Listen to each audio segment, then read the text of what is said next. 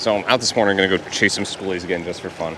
I had footage for this video for my practice up at Claremont chain, but as soon as when I went to go put the footage on the computer, popped out the micro SD card, and then it just, for some reason, slipped out of my hand. I heard it hit the ground, but apparently it disappeared. It went into the gray zone, so I had to buy a new SD card, which is okay because I got a bigger one. And but I don't have any of the footage from Claremont Prefish, which I'm pretty sure I know where I'm going to go for that event. It sucks because that event is at the same time as the Panosofsky event for the Bass Nation here in Florida, which Bass Nation is starting up next year, which kind of threw a wrench in things, but we're going to refigure out the schedule. Pretty sure we're going to be concentrating on that and doing some FKBT events here and there, and maybe looking at some Hobie events that are doable. But the funny thing is, you know, a lot of people are split between fishing. Now, the reason I'm not fishing the Panosofsky events, I know there's some good prize money involved in it, but I'd already committed to this one.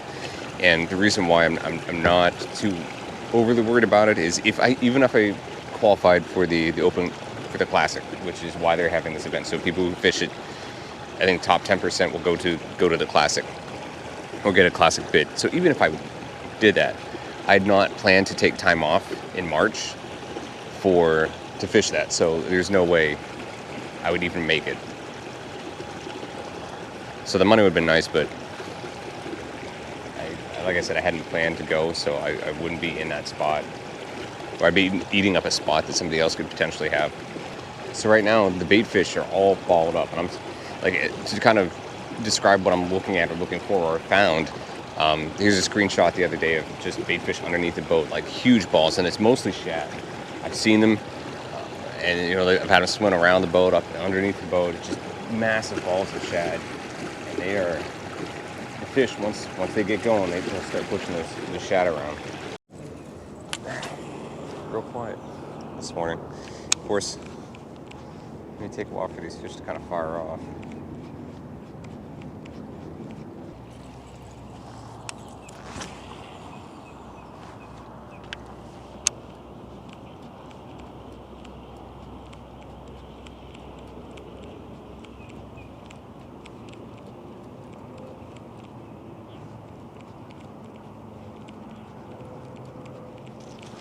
Oh, got one on this spook in like 15 foot of water, and this is a decent one too. That's what I'm talking about.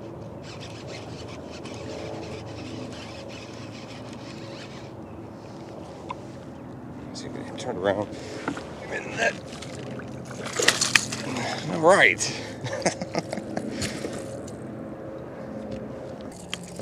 There. So he's definitely feeding on the loose shad down there. 15 foot of water though. He's back what I was casting over. And he absolutely hammered that spook.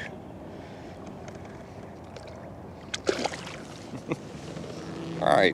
Now would be the time that they probably, I've got this all tangled up in the net. Now would be the time they'd probably start schooling.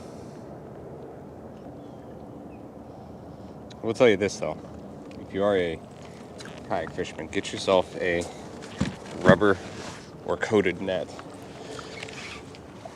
They're schooling right here next to me.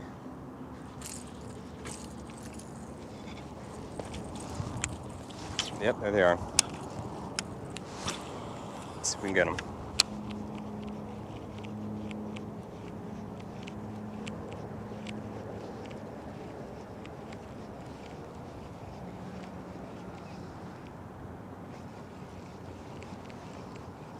I knew that would happen as soon as I get the hooks into the net, and they'd start taking off.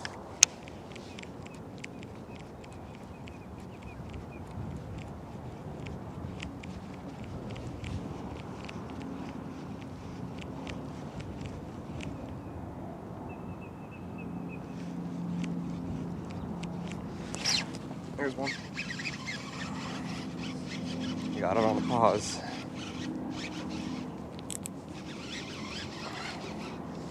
It's not a bad one. It's another okay one. Don't you dare. Nice little chunky dude.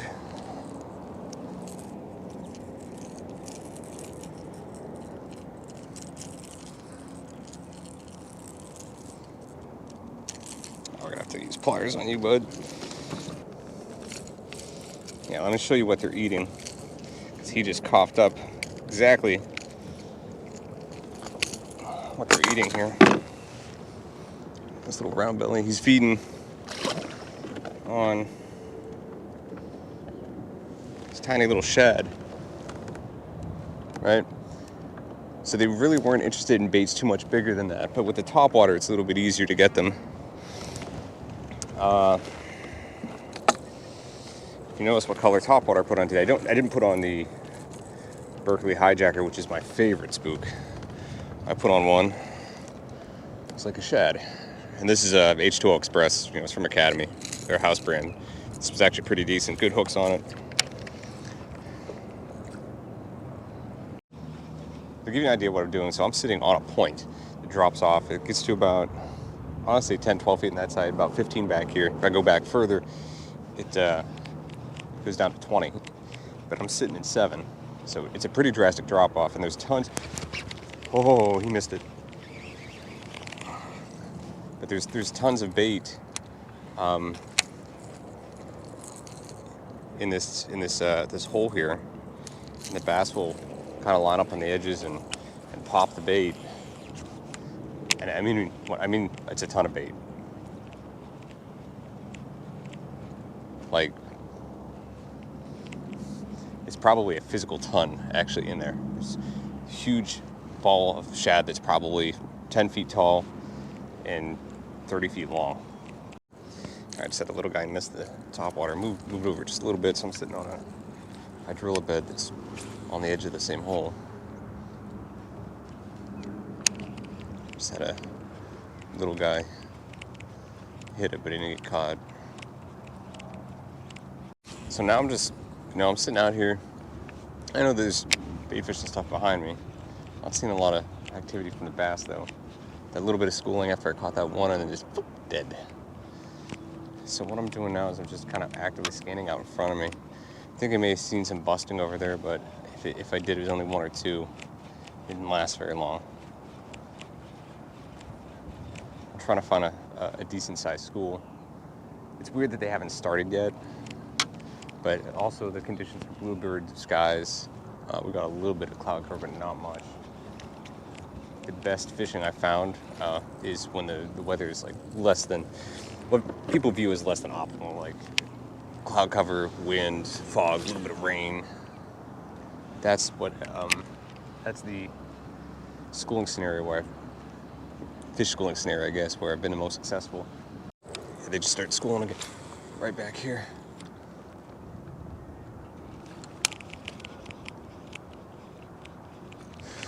There's one. I knew as soon as I sat down, turn off the camera, and go to look at my phone. Anytime that you take your attention off of fishing, of course they're gonna start schooling. This one's a decent one too. Decent for a schoolie.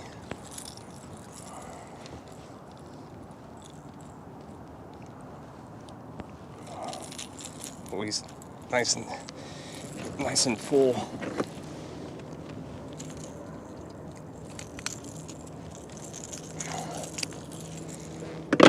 I mean, he's thick. He's full of fish. Probably shad. There he goes. Let's see if there's any more. Still hanging in the area. Surprised that the schooling fish are actually decent size, like 1 to 2 pounders.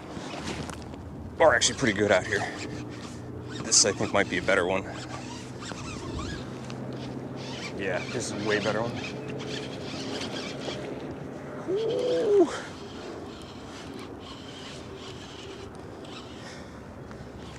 He's not a giant, but actually, you know what? Weird as it is, he's just he's about the same size as the other one I caught. He's just angry. All the cormorant showing up now. All right, that one's not bad either. I know that when they're schooling, they get angry.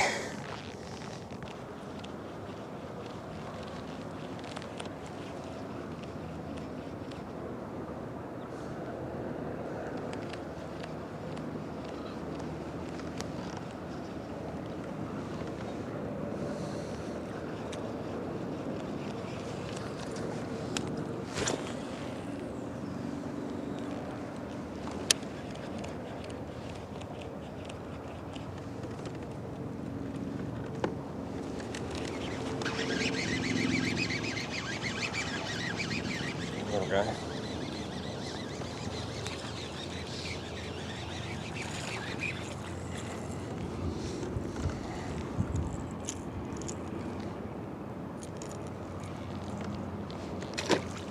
Any more?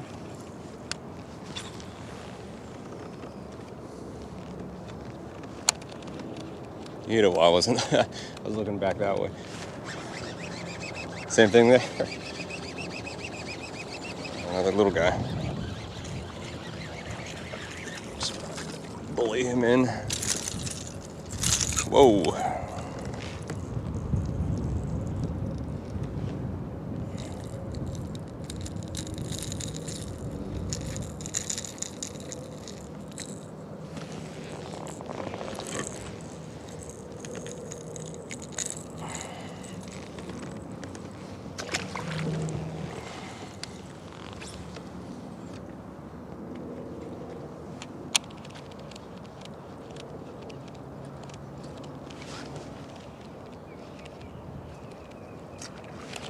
There's another one. Oh, that was a better fish. Not a giant, but still a better fish. I wonder if they're just kind of stacked up here on this point. Well, it wasn't like the best day, but we caught fish, and for the most part, the schoolies that I caught were much bigger than the ones that I was catching last time I filmed out here. So I think we're gonna call it a day. Go enjoy the rest of the day, and then I'm gonna make a trip tomorrow. Trying to go check something out I haven't been to or seen in a long time, and unfortunately I'm gonna have to make a long run because access to this place is where I would normally go in is closed for repair. So give it a shot, and I know we're gonna catch fish. I'm interested to see what it looks like.